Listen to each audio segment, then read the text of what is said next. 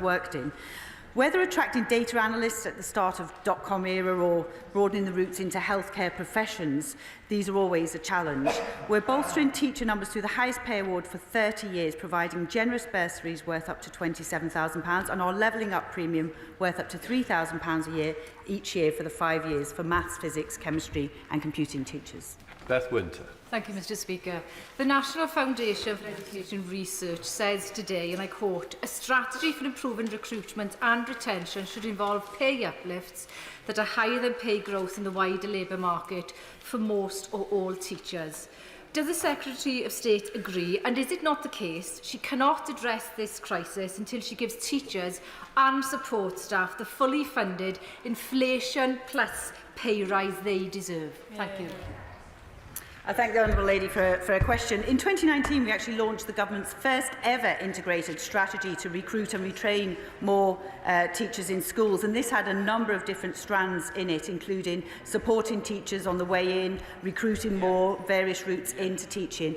And of course, we have an independent pay review body. And this year, we did fully accept all of their recommendations in full.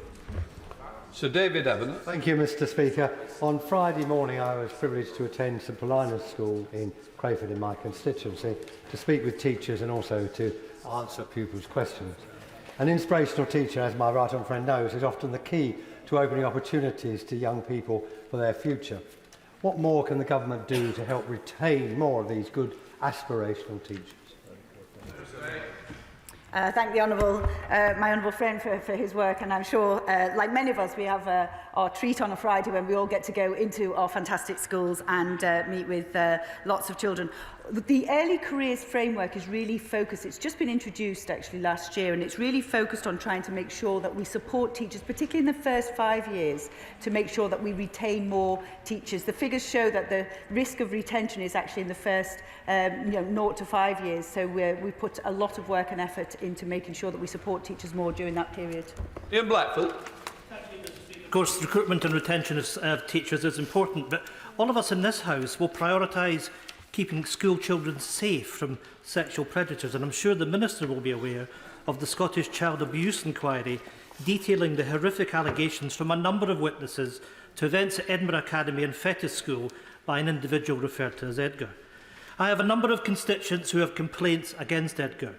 This man has admitted to inappropriate behaviour and is currently fighting extradition from South Africa, where he has been publicly named.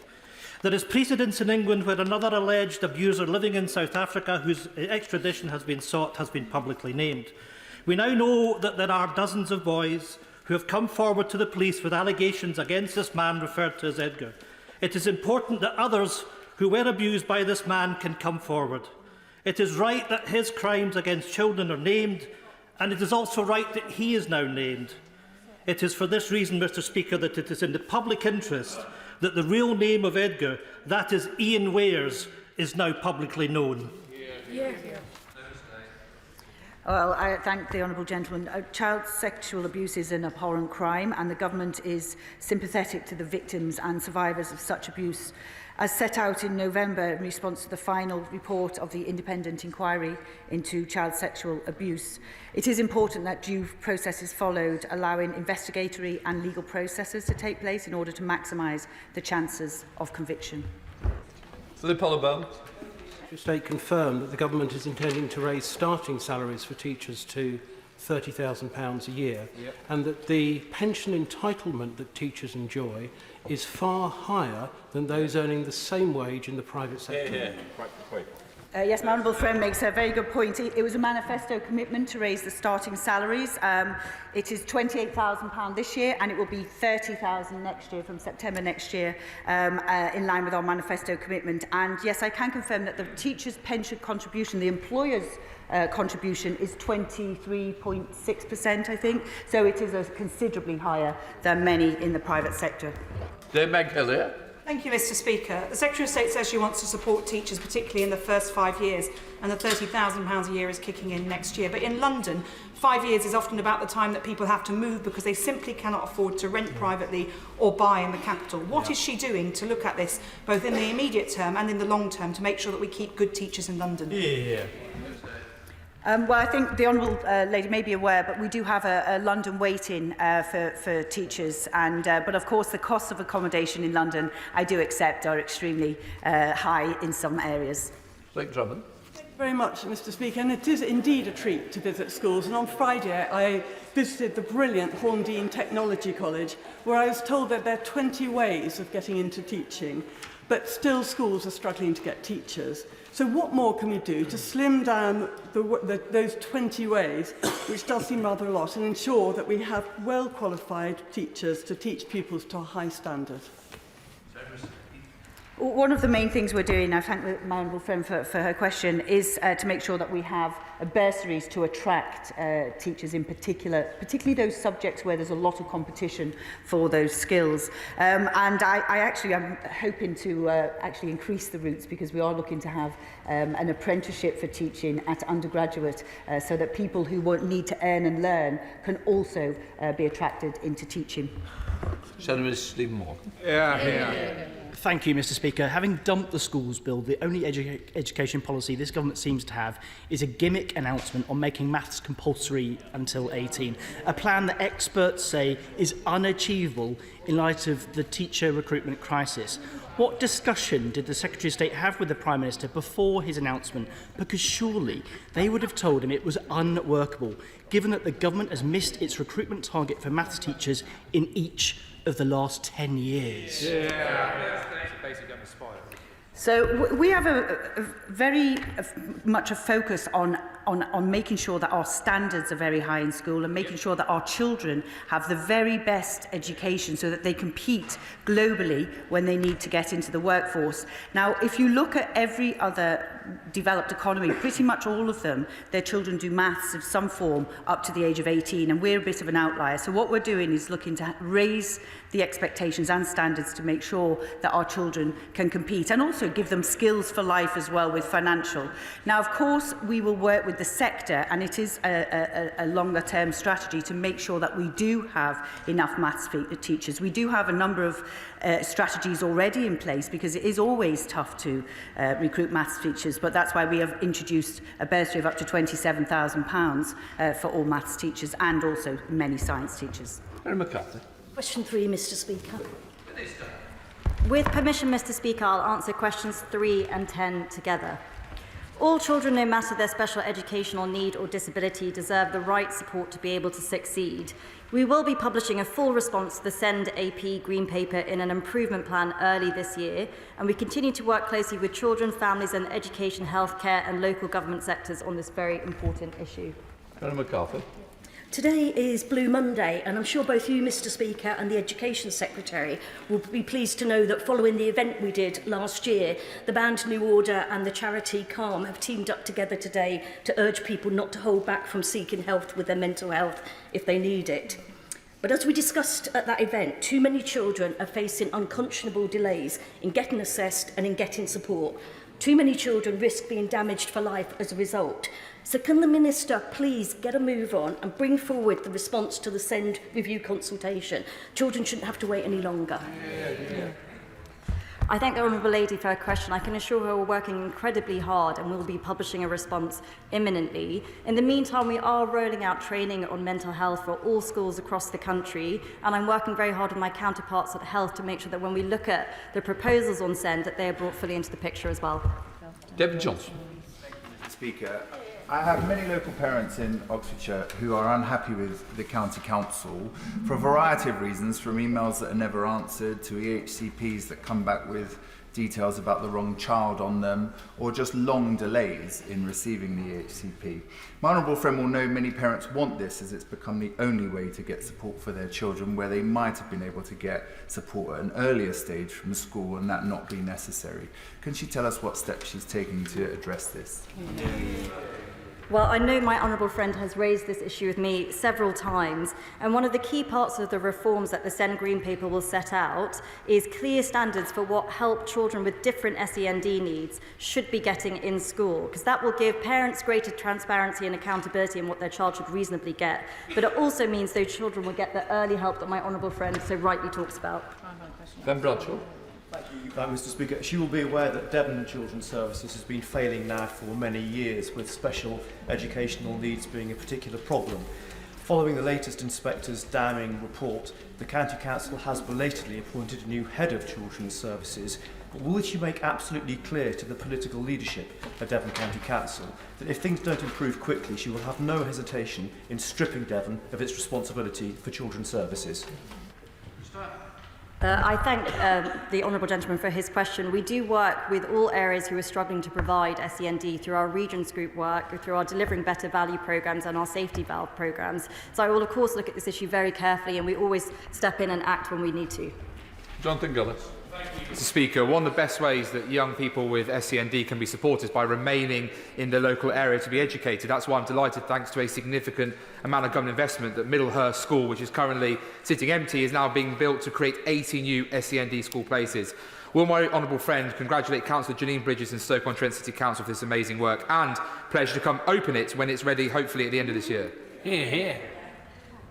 Well, I will absolutely commend the work of Councillor Janine Bridges, who sounds like she's doing a tremendous job to increase the number of places for SEND children, and I'd be delighted to come in and see whether I can open it as well. Robin Walker. Question 4, please, Mr. Speaker.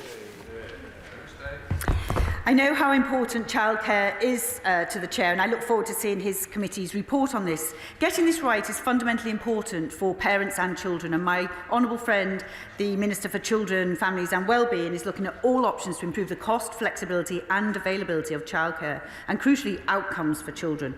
It may interest the members opposite that since 2010 we have doubled Labour's offer from 15 hours to 30 hours of free childcare for 3 to 4-year-olds. We've also introduced 15 hours free childcare a week for disadvantaged 2-year-olds, and parents on universal credit can claim back up to 85% of their childcare costs.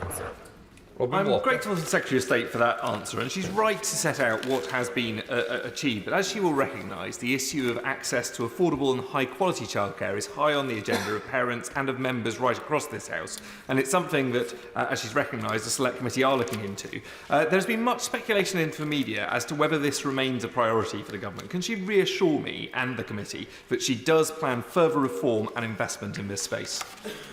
I thank my honourable friend for his question, and I can reassure him and the whole House that childcare is important to this government. I met with the Chief Secretary to the Treasury on this actually only last week. Helping working families to take up childcare and remain in work is a government priority, and we've also taken some steps to make sure this happens. And we also want to make sure that people are going to benefit from a lot of the schemes that we have in place, as some of them are underutilised. So we do have a £1.2 million childcare choices campaign to increase the usage of those, but we will go further, and we are looking at all options to improve the affordability and availability of childcare, and crucially, outcomes for children.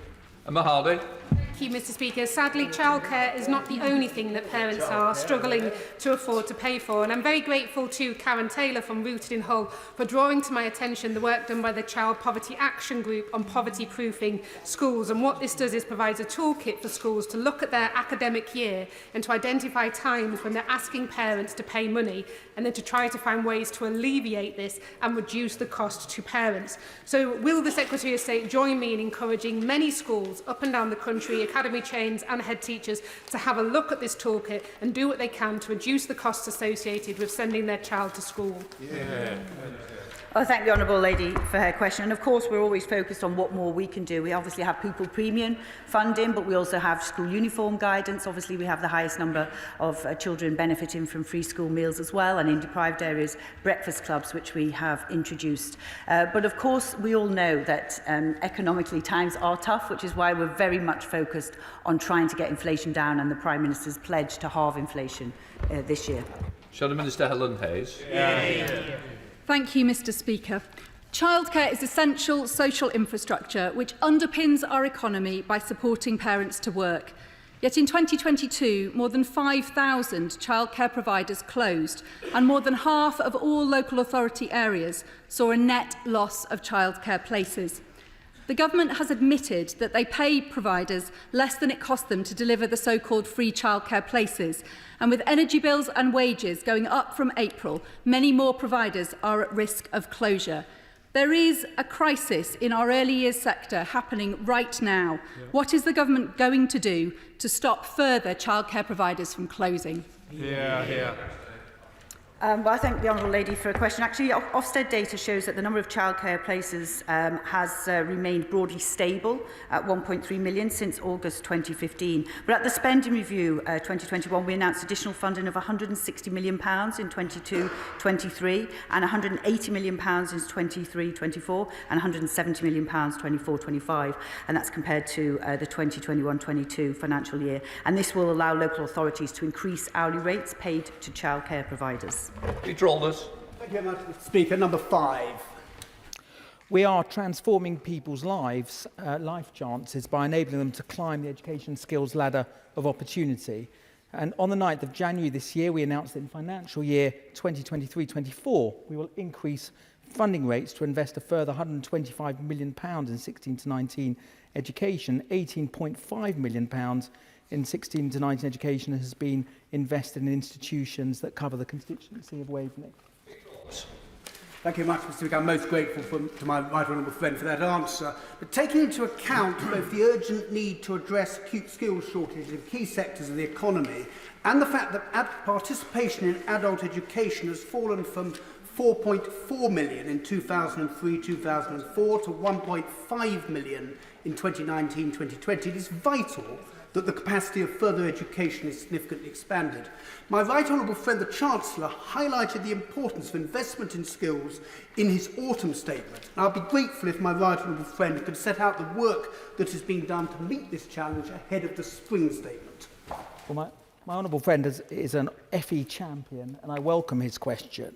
And he will be pleased to know that we're investing in resources, increasing skills funding by 3.6 billion over this Parliament, investing in qualifications like T-levels, higher technical qualifications, free level 3 courses, boot camps and apprenticeships, and investing in infrastructure as well, rolling out 21 institutes of technologies, spending £290 million. Richard. Come on, my old friend. He can do better than that. The fact of the matter is, still, further education in our country is a Cinderella service. When will you wake up to the fact that we need more skilled people in our country? We need them desperately, and the FE sector is the one area that you could actually do the real investment that pays back very quickly. Can I urge the Minister, who I like a lot, we're old friends, get his act together and put some real heft into further education? When the honourable gentleman describes FE as the Cinderella sector, I might remind you that Cinderella became a member of the royal family, and it's this government. It's this government that is banishing the two ugly sisters of under-resourcing and snobbery about further education and skills. And as I said in my previous answer to my honourable friend, we're investing a 3.6 billion extra in skills in this Parliament, 3.8 billion, I should say, and 1.6 billion extra for FE, increasing the number of hours students learn. I'm very proud of this government's approach to further education and skills.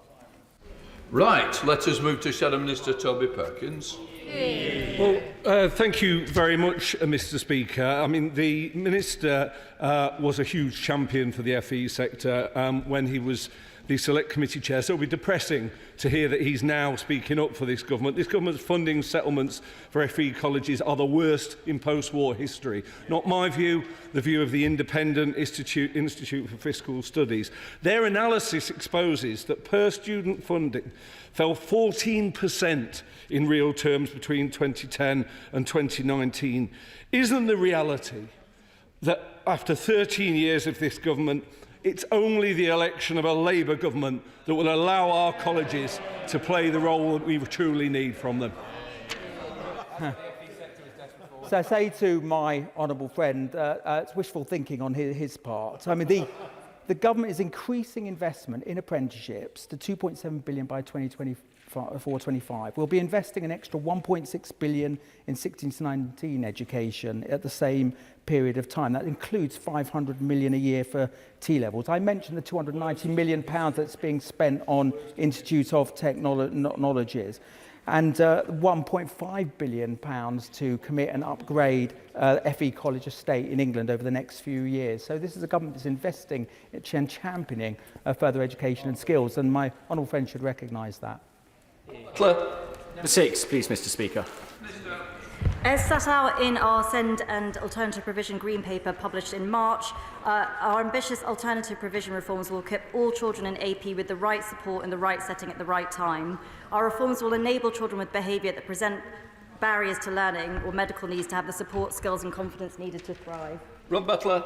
Thank you, Mr. Speaker, and I'm grateful to my honourable friend for that answer. Many of the children I've met in the youth justice system have been excluded from mainstream schools and instead sent to alternative provision, where often the standards are very good, but sadly that is far from always the case. Indeed, the Youth Justice Board on which I used to sit said an improvement in standards and practice is needed across alternative provision. So what action is the Minister taking to make sure that alternative provision isn't a dumping ground for difficult pupils that mainstream schools want to exclude, and that by contrast, it's high quality teaching and welfare support that is always the case in AP? Minister. I thank my honourable friend. I know he's a passionate believer in youth justice. In fact, I think the first time we met, that's what we were speaking about. And he is right to be concerned about this area. We know there are some great AP settings. Indeed, I was talking to Mark Vickers of Olive Academies recently. But we know that some settings are delivering very poor outcomes for young people. I really am excited about our proposals on AP. I think they will be transformational. I'll be happy to discuss them further with the honourable member. Richard Ford. Thank you, Mr. Speaker. Funding for alternative provision for children who are unwell peters out after the age of 16. There was no mention in last November's budget of colleges. I've got a constituent in Devon whose mother I spoke to this morning. The son has been diagnosed with Hodgkin's lymphoma and is unable to get the online tuition that he needs from our local college. So I wonder, when might colleges receive the additional revenue funding so that they might be able to afford the alternative provision for children diagnosed with illnesses like my constituent? So, as part of the reforms that we're setting out, we'll be developing a bespoke national alternative framework that will include looking at standards, looking at sustainable post-16 destinations, and I'd be happy to discuss with the honourable gentleman further once we've published our proposals. Sally-Ann Hart. Number 7, please, Mr. Speaker. With permission, Mr. Speaker, I will answer questions 7 and 22 together. Family hubs are one-stop shops that make it easier for families to get the support they need, and I strongly support them. The government is investing £300 million in the Start for Life and Family Hubs programme, and 75 local authorities will begin to open hubs later this year. Thank you, Mr. Speaker. East Sussex County Council submitted an excellent bid for a network of family hubs across East Sussex, and we know that family hubs are a part of the solution to many national and local issues and are vitally needed in many of our local communities now more than ever. In addition to the rollout of family hubs, what steps is my right honourable friend taking to ensure that this fantastic policy has long-term funding to maximise long-term benefits? Hear, hear. I thank my honourable friend for her question, and I strongly agree with my honourable friend. We are funding 75 councils for the current spending review period, and I have no doubt that the excellent work in East Sussex, led by Becky Shaw and her excellent team, and across the country, will make the case for further investment. Miller. Thank you, Mr. Speaker. I'm very proud of the work this government is doing with family hubs, early years and start to life. In Wales, each seeking to give babies and young children the very best start to life. In Wales, every community has a Cilch Meithrin, an informal group of mothers, babies and young children. It's a tradition almost in Wales of care within the community. But the more formal support for the early years is more variable across Wales. I wonder, could the Minister tell me what arrangements there are for sharing or exchanging these best practices with the Welsh Government on important areas such as this? I thank the my honourable friend for his question. We do have regular meetings actually with all of the devolved authorities, and we do share ideas as well of what we're doing and different policies so that we can learn from each other, and we can, you know, there's no monopoly on good ideas. We're always open to listening and sharing. Rachel Maskell. Mr. Speaker, since the publication of the Independent Review into Children's Social Services, which also will improve the use of family hubs, hundreds of children have been taken into care, while millions of profit have been put out into the private sector. So when is she going to publish the government's delayed response to this review? And will she look at York being a pilot to ensure that we can move this forward quickly? Yeah. Well, I thank the honourable lady for her question, and I just want to assure her that this is work that we are, my honourable friend, the Minister for Children's, Families and Wellbeing, is working very actively on, and it will be published very soon. And I'm sure that my honourable friend will be happy to discuss further how we will roll that out and implement it. Teresa Villiers. Question number 8, Mr. Speaker, sir. Maintained nursery schools make an invaluable contribution to improving the lives of disadvantaged children. We're investing an additional £10 million into their supplementary funding from 23-24, taking the total around £70 million, and reforming the distribution of this funding to make it fairer, ensuring all authorities with maintained nursery schools receive supplementary funding. Teresa Villiers. Can I warmly welcome that extra funding, because it means that for the first time, maintained nursery schools in Barnet get a share of this supplementary funding. So will she join me in welcoming this funding, and will she express her strong support for the maintained nursery school sector in the future? Well, I thank my right honourable friend. I know she has consistently and passionately campaigned for the maintained nursery school sector, and I agree they're doing an excellent job, not only in supporting some of the most disadvantaged children, but also in sharing their expertise and knowledge with other providers as well. Rita Hobhouse. Speaker, in my Bath constituency, Midford Road Nursery was sadly forced to close its doors. The staff shortage is the major reason why they had to close, and many nurseries in Bath face similar problems, and parents struggle to find alternatives. What advice would the Minister give to parents in Bath who struggle to find a nursery? Well, I thank the honourable lady for her question. We have actually, in terms of early years, increased funding by about £500 million set out since 2021. I do agree that workforce is an issue, and we're looking at recruitment and retention very carefully, and we'll be setting out as proposals as and when we can. James Wilde. Number 9, please, Mr. Speaker. With permission, Mr. Speaker, I will answer questions 9 and 15 together. In December, I announced a further 239 schools that will benefit from large-scale rebuilding and refurbishment projects as part of our school rebuilding programme, which will transform 500 schools across the country. I saw the huge impacts our investments having at Camden Court School, where I met Mr. Heal, a head teacher, and his students that were very excited at the prospect of their new classrooms and design and tech and science labs. Mr. Speaker, as Conservatives, we're not only investing in the next generation's future, but of that of generations to come. On top of this, we have allocated over £13 billion to improving school buildings since 2015, including £1.8 billion this year. Thank you. I welcome the recent addition of the King Edward VII Academy to the rebuilding programme, following the inclusion of Smithton High School in an earlier round and the new investment that's coming to North West Norfolk. However, can my right honourable friend assure me that given Smithton's Grade 2 star listed status and the complexity that that brings, that the funding for that school is protected, and will ministers meet me to ensure that we get the heritage and other permissions we need as rapidly as possible? I thank the honourable friend for his question. My department is working closely with heritage and planning officers to ensure that we can address the condition of Smithton High as quickly as possible, whilst recognising the listed status of the buildings. We're working on the project with Historic England and the 20th Century Society, and would be very happy to provide the honourable member to meet with him and to provide an update on progress. Sarah Brisley. Mr. Speaker, in Hyndburn and Haslingden, we received the fantastic news just before Christmas that Hyndburn Academy and Haslingden High School will be included in the next round of the schools rebuilding programme, and I eagerly await the next round so schools in my patch like the Hollins can apply. Can my right honourable friend confirm whether schools rebuilding programme funding could be used in conjunction with other investment for initiatives that not only benefit the school but the wider community as well?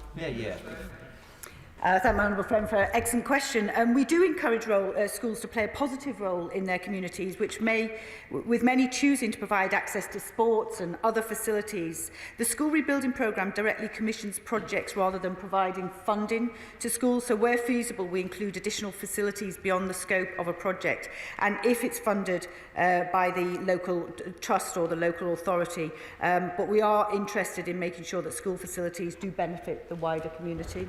Laurie Vars. Thank you, Mr. Speaker. The Right Honourable Member for Bognor Regis visited Joseph Lecky, and that really helped. I had a good meeting with the heads of Joseph Lecky and Bluecoat Academy with my friend, the Honourable Member for Worcester, but they've still lost out. Will the Secretary of State or one of her ministers meet with me and the heads of those two schools to find out why on earth they cannot be successful in getting funding for these vital repairs? I thank the Honourable Lady for her question. Yes, we'd be very happy to meet, and obviously there are some schools that are disappointed that they didn't get access to this funding, but we have now announced 400 schools so far, but there are still another 100 in future rounds as well, but we'd be very happy to meet with her. Vera Wilson. Thank you, Mr. Speaker. A Schools Week investigation found at least 40 schools contain so-called aero concrete, and a further 150 need further investigation. Officials described the concrete as life expired and liable to collapse, which is extremely alarming. Now, NHS England says that it will take until 2035 to remove this aero concrete from all our hospitals. Will we be waiting as long as that for our schools as well? I thank the Honourable Lady for her question. The Government published updated guidance on identifying and managing reinforced aerated concrete last year. In March 22, all schools were asked to complete a questionnaire about the knowledge of RAC, its presence in their buildings, and if they have it, how they're managing it. Where the presence of RAC is confirmed, we help with those schools with the appropriate technical support, and we are looking to make sure that we continue that programme. Daniel Kowczynski. Question 11, sir. Many schools and colleges already mark Holocaust Memorial Day. I've attended such a remembrance service in Harlow College, and this is all the more important. They work closely with the Holocaust Memorial Trust and the Holocaust Educational Trust, two institutions that the government give support. This is all the more important given that there were 128 incidents of anti-Semitism in our higher education institutions. That's sadly at an all-time high. I'd like to thank my honourable friend for that answer.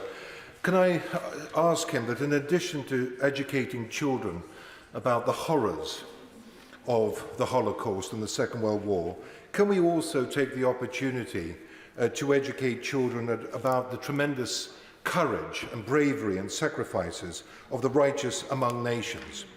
Many people on the continent gave up their lives to protect their Jewish friends and neighbours. And one example is a member of my family, Jan Kowczynski, his wife Helena, and their 13-year-old daughter Magdalena, all shot by the Germans for protecting and hiding their Jewish friends and neighbours on their estate in Western Poland. As well as educating children about the misery of the Holocaust, we must give them inspiration that many of our brothers and sisters in occupied Europe gave the ultimate sacrifice to protect friends and neighbours of the Jewish faith. Here. I'd have to say it's very moving to hear of your family's experience, and I absolutely agree with my honourable friend. We must teach and remind people that there were many righteous Gentiles who suffered doing everything possible to save Jews. And if I can mention another famous Polish lady, Irene Sendler, who saved 2,000 Jewish children from the Warsaw ghettos, and was remembered in a special exhibition in Parliament, in the Commons in 2018, of which I was pleased to attend. But my honourable friend makes a really powerful point, and I'm sure schools up and down the country will be listening to what he says.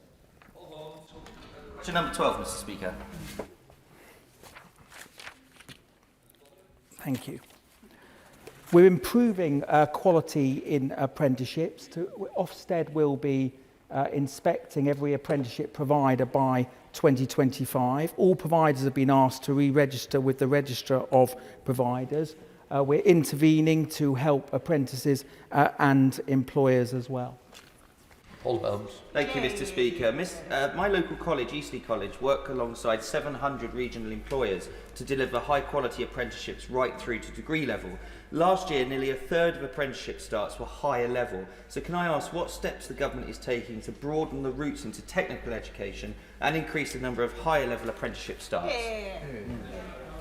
Question. He will be pleased to know there have been over 10,800 apprenticeship starts in his constituency since 2010. We're investing £2.7 billion in apprenticeships by 2025. We're spending some of that, £8 million on promoting degree-level apprenticeships. We have a big recruitment campaign, Fire It Up, to try and encourage more apprentices. We're transforming careers advice on apprenticeships in schools and colleges, and of course we pay non-levy pay small businesses the vast majority of their training costs when they hire apprenticeships. Kate. Question 13, Mr. Speaker. Thank you, Mr. Speaker. The law is clear that schools must prohibit the promotion of partisan political views and should take steps to ensure the balanced presentation of opposing views on political issues when these are being taught. Guidance to schools on political impartiality was published in February 22. It summarises the legal position and makes it clear that steps taken to ensure these legal duties are met should be reasonable and proportionate. Thank you, Mr. Speaker. You don't have to be a historian to understand the dangers of indoctrinating children. And yet polling by YouGov for Policy Exchange shows that the majority of UK children are being taught political ideology as fact in school. For example, gender ideology, which states that children can be born in the wrong body and men can have babies, or critical race theories that say race is a social construct, or sex positivity, such as in this document, which instructs teachers of children with learning disabilities to simulate sexual arousal on anatomically correct dolls while playing sexy music in class. These are not isolated incidents, but endemic in our schools. The guidance is not working. What does the Minister intend to do about it? The guidance on political impartiality does make it very clear that when teaching about sensitive political issues relating to discrimination, teachers should be mindful to avoid promoting partisan views or presenting contested theories as fact.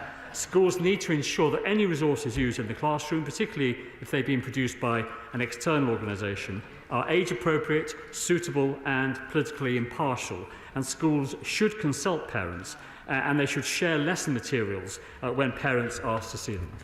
Question 14, Mr. Speaker.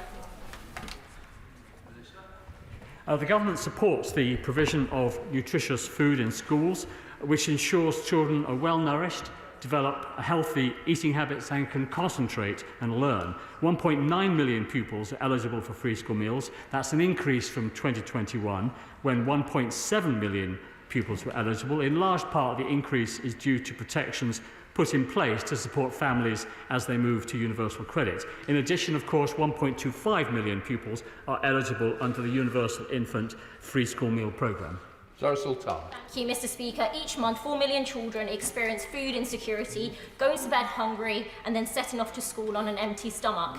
To tackle this injustice, my Free School Meals for All bill would guarantee that every child in England would get a hot, healthy meal each day, just as been done in Scotland and Wales. It could be paid for twice over by removing the private schools' £1.7 billion tax break, a move that the party opposite blocked last week.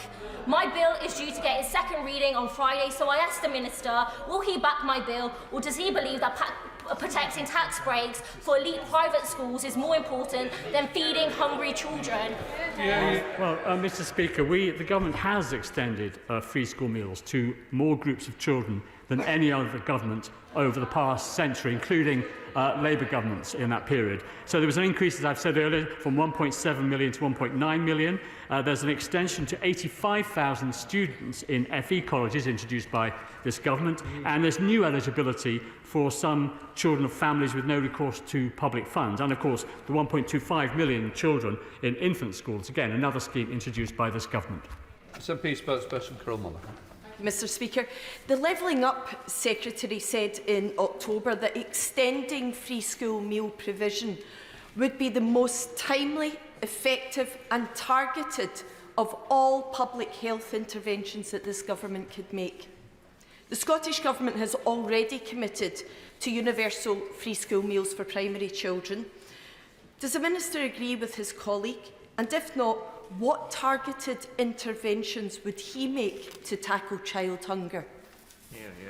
We are spending £1.6 billion a year on free school meals for children, and we do want to make sure that that funding is targeted at the most needy, and that's precisely what is happening. We accept the point, and I agree with the Honourable Lady, that it is important that children from disadvantaged backgrounds, children that can't afford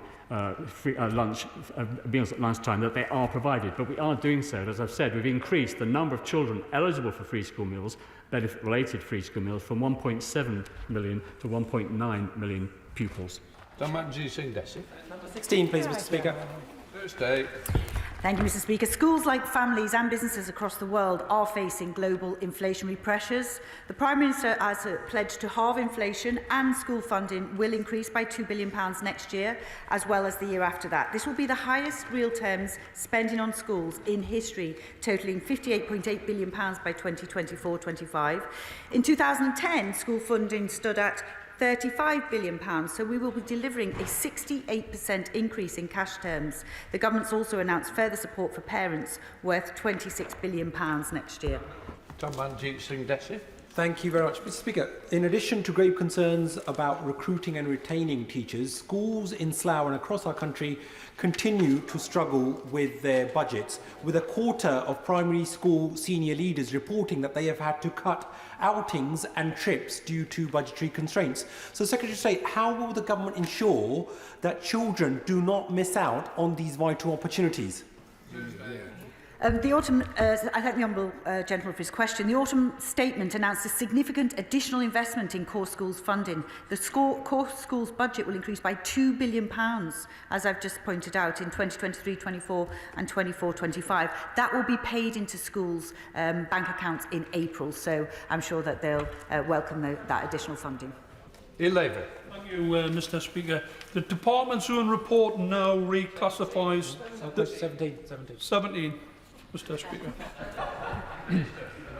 Thank you, Mr. Speaker. 2 schools in Northumberland are prioritised for the school rebuilding programme, including Ringway Primary School in the Honourable Member's constituency. Schools were nominated by local authorities and trusts and selected according to the condition of their buildings following a robust assessment process. This is in addition to the £5.8 million of school condition allocation funding for Northumberland County Council in this financial year. Thank you, Mr. Speaker. The Department's own report now reclassifies a risk of school building collapsing as critical, very urgent.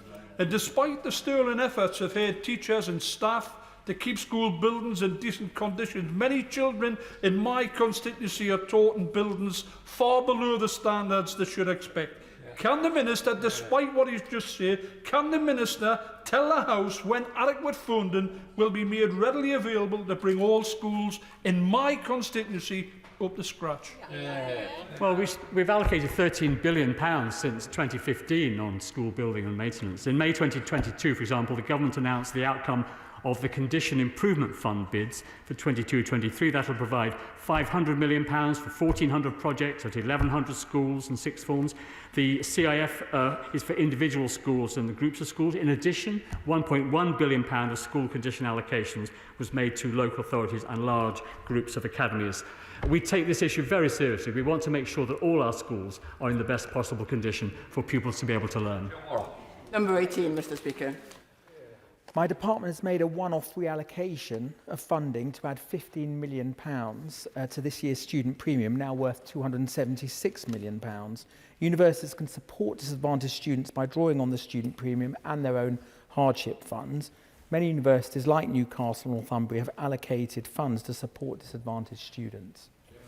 Newcastle University Students' Union's recent cost of living crisis survey revealed that 41% of students have considered dropping out due to financial pressures. They're trying to balance studying with part and full-time jobs. They're increasingly isolated and exhausted. And the Student Union Food Bank, which is restocked daily, is emptied quickly, the record being within 7 minutes. Now, he knows that his his additional hardship fund works out, I think, £10 per student, and they're leaving students £1,500 worse off because of the mismanagement of maintenance loans. So why are you punishing students like that?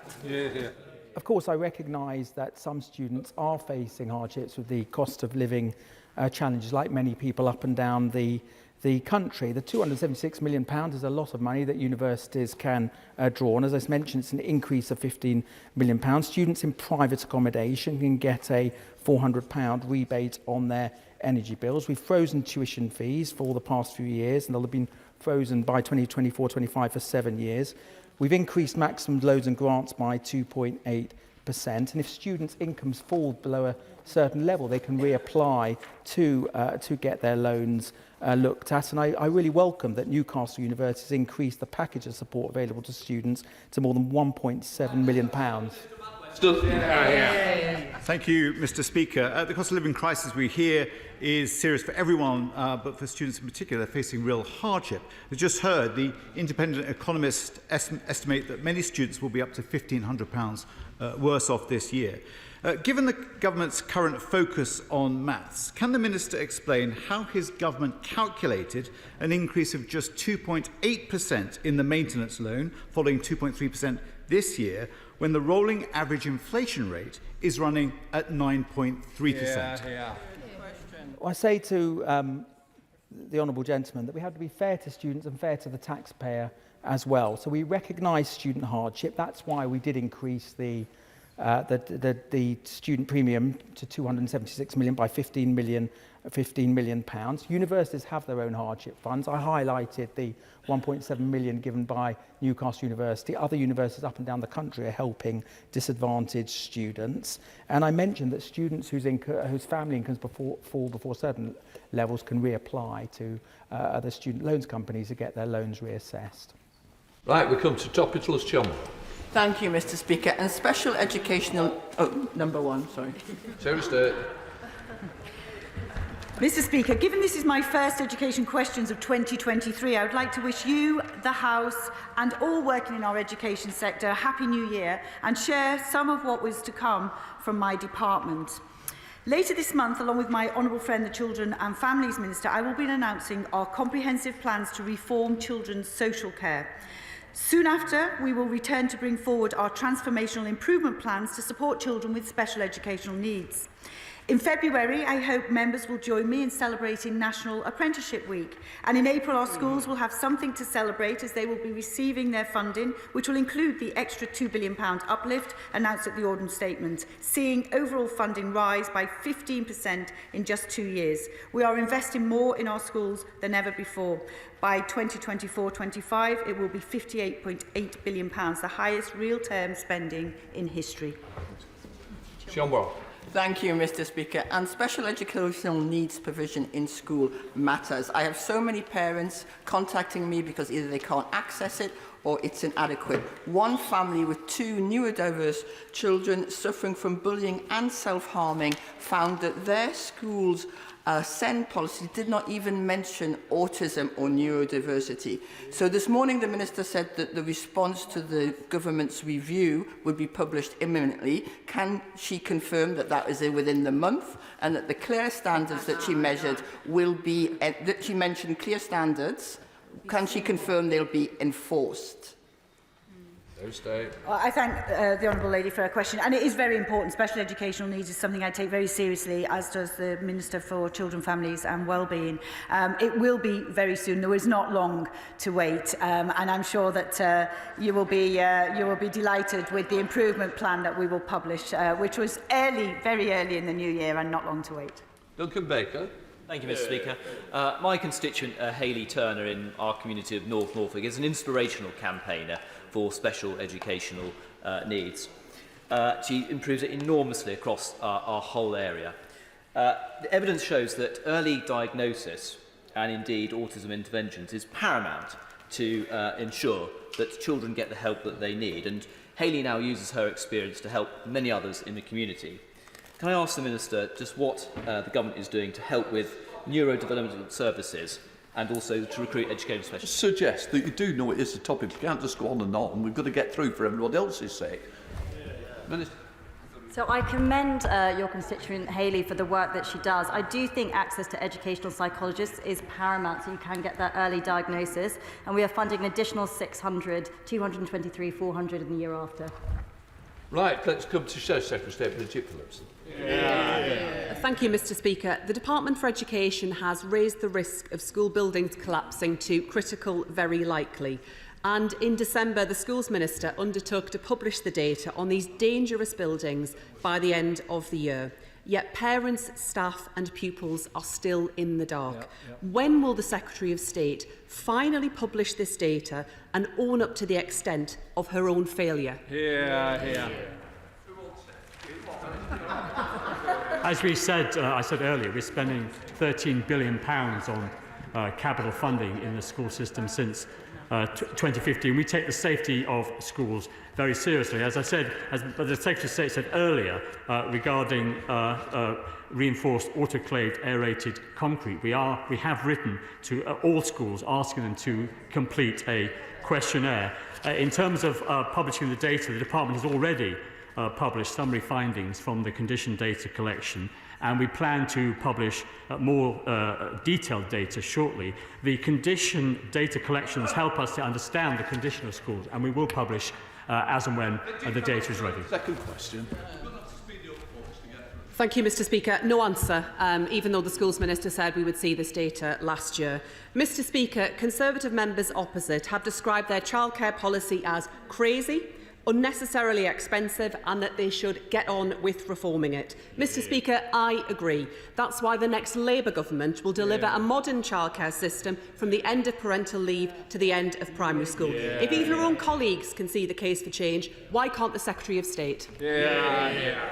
Well, I think the Honourable Lady will find that when Labour were in power for 13 years, they did nothing on this issue. And actually, it was the Conservative government who expanded the 2-year-old offer and the 3- and 4-year-old offer for parents. And I would love to see the costings of her proposals, because I think what she's proposing is yet more pie in the sky for parents. But we take this issue very seriously, and we're very committed to increasing the flexibility and affordability of childcare for parents in this country. Tommy Smith.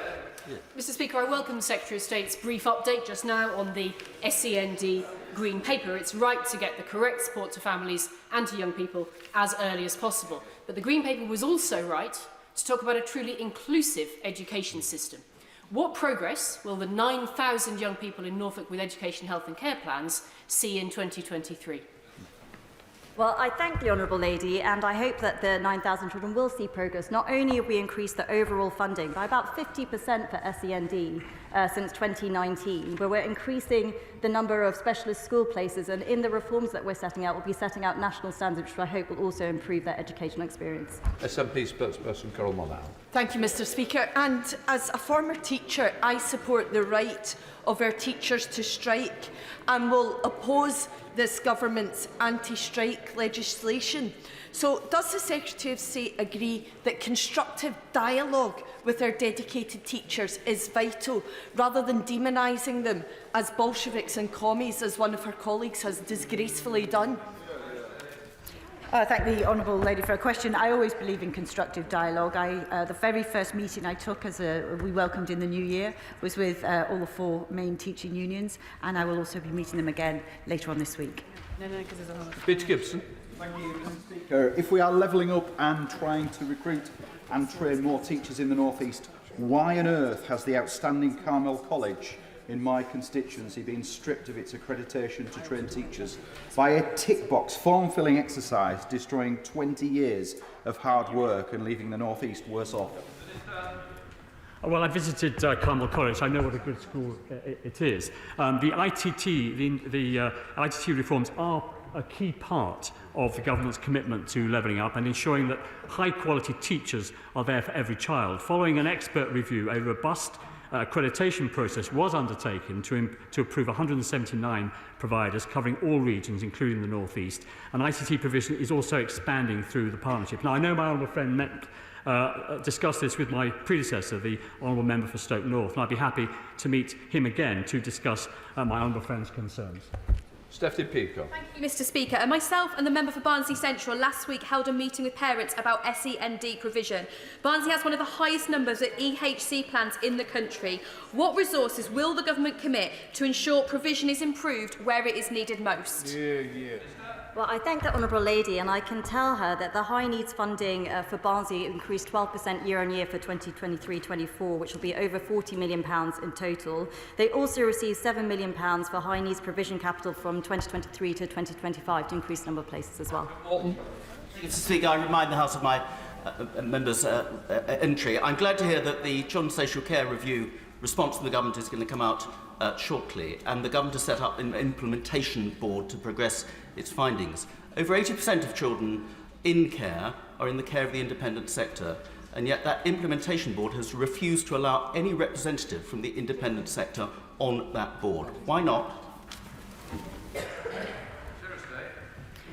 Thank my honourable friend for his question. I'm committed to reform in children's social care across all sectors, and my honourable friend, the Minister for Children, Families and Wellbeing, has been working hard in partnership with the National Implementation Board and the wider sector to design a plan for reform that will introduce meaningful change for children and families. It is quite a small group, so we've deliberately kept it small, but I'll ask my honourable friend to take a look and check that it's representative. Thank you, Mr. Speaker. The number of PE teachers has fallen by nearly 3,000 in the last 10 years, and the number of hours of PE taught fallen by 36,000. With nearly a third of young people currently classed as inactive, what's the government going to do to stop physical activity flatlining and make sure that young people can get the benefits, the social, physical, mental benefits of PE in schools? Well, actually, we've met the target for PE teacher recruitment for most of the last 10 years. And we have the school sport and action plan in place. There's a new plan being worked on at the moment. We take sport in schools very seriously. It's important for both for physical health and mental health, and actually for academic attainment. Siobhan Bentley. Thank you, Mr. Speaker. Parents of children with special educational needs feel they are constantly battling to be heard, and so their children can lead fulfilling lives. Some Stroud children are only getting a few hours of schooling each week, which is hugely disruptive for family and child. So I'm working with Gloucestershire County Council's Phil Robinson to improve day-to-day experiences of Stroud families, but what is my right honourable friend doing to ensure that the local authorities and parents are really key to implementing the new reforms? Well, I thank my honourable lady. I am really exercised about this issue. I speak to parents of children with SEND all the time, and I do think they find the experience very adversarial. I'll be setting out more details in the implementation strategy shortly, but this is something that I care very passionately about. Sharon Hodgson. Thank you, Mr. Speaker. The current National School Breakfast Programme only reaches 1/4 of the children living in areas with high levels of deprivation in England. Labour has set out our universal free breakfast offer, meaning no child is too hungry to learn. When will the government join the Labour Party in this commitment? Well, we are spending £30 million between 2021 and 2024 on the school breakfast programme. It offers free breakfast to children in disadvantaged areas, supporting their attainment and readiness to learn. Now, the focus of the breakfast provision has been to target the most disadvantaged areas of the country, and that has been our strategy. Matt Hancock. Thank you very much, Mr. Speaker. Does the Secretary of State think that it is acceptable that 4 out of 5 dyslexic children still leave school not identified, and that teachers still do not have to be trained to support dyslexic children specifically? It was a pleasure to meet the Minister last week, but will she ensure that in future early intervention is put in place for the identification of dyslexia and other neurodivergent conditions? Well, I thank my right honourable friend and for his collaborative approach in the meeting that we had last week. I absolutely do think that early identification is key, and we'll be looking very carefully at that and teacher training in the implementation plan that I'll be setting out shortly. Thank you, Mr. Speaker. On New Year's Eve, the care community lost a highly respected and dear friend and true advocate. Ian Dixon spent his entire life making a difference to children in care and urging governments to listen to them. The care review does not have all the answers, so will the Minister please implement the recommendations from the pioneering Care Experience Conference for which Ian played a leading role in? Well, I thank my honourable lady, and I paid tribute to Ian's work, and I would love to look at that in more detail and speak to her further about what we can take forward. Paul Holmes. Mr. Speaker, we all visit many schools. The latest for me was Chiltern Academy, and talking to them about their Go Well support. And we all talk about funding, but the biggest thing that they hit with me with on funding is not just the amount, but it's also the visibility and the extended timelines that it's there. Can the Minister please explain what can be done to make sure that the schools know earlier and for longer what money they'll have available? Well, I understand and agree with my honourable friend about the importance of certainty over funding. The dedicated school grant allocations for 23-24 were published in December 2022, including indicative allocations for the mainstream schools additional grant, which will distribute the additional £2 billion of funding that was announced in the autumn statement. Bob Longfield. Thank you, Mr. Speaker. As we've heard, the additional £15 million hardship for students announced last week amounts to less than £10 per head, significantly less according to my sums, while the IFS says that students are £1,500 a year worse off. Today, the APPG for Students is launching an inquiry into the impact of the cost of living crisis on students, inviting submissions from students, their unions and institutions across the UK. Will the Minister agree to meet with us to consider the evidence we receive? Of course, I would be delighted to meet. 276 million, along with other measures the government done, including the energy rebates and other support that we try and give students who are facing cost of living challenges. So, Thank you, Mr. Speaker. In light of the government's new emphasis on numeracy in schools, can I make a plea that the government does not forget about literacy in schools, and in particular how we can continue to raise standards? I have an initiative called Get Whittam Reading, which has been running for 10 years now, and I would urge members of the front bench to come to Whittam to see that scheme in action this year, to see how it's raised standards in education.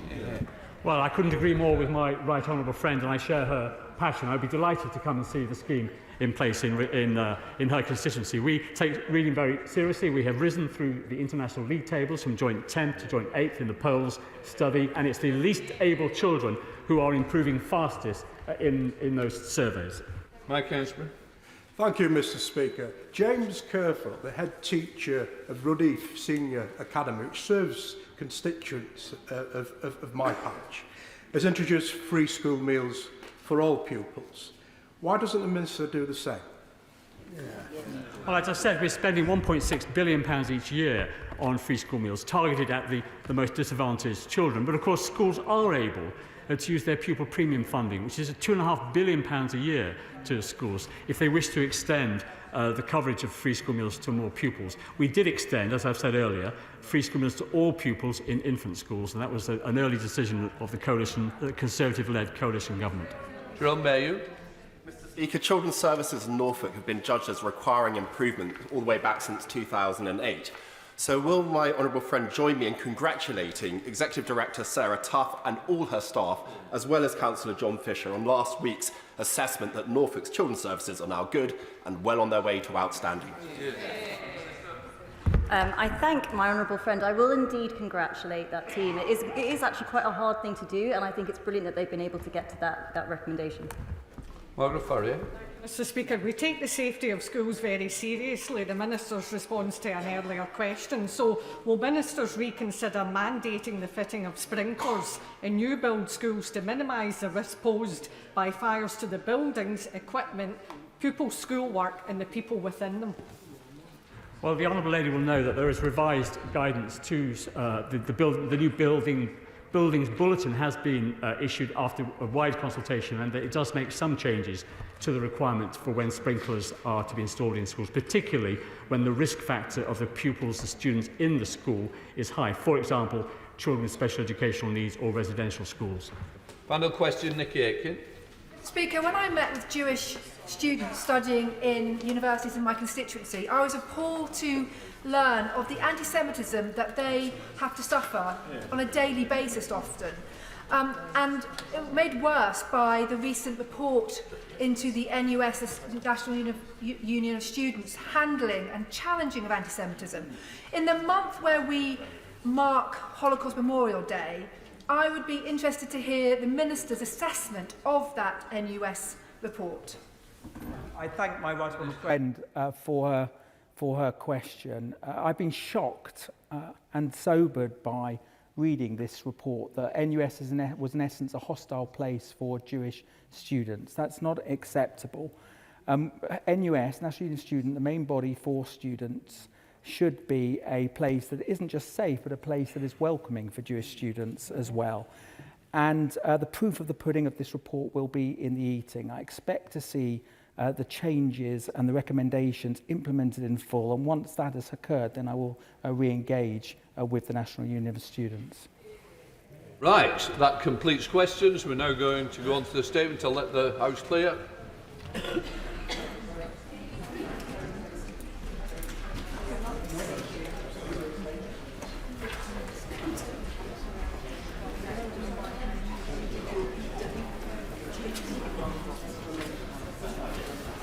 Let us come to the statement. I call the Foreign Secretary, James Beverley. Thank you, Mr. Speaker.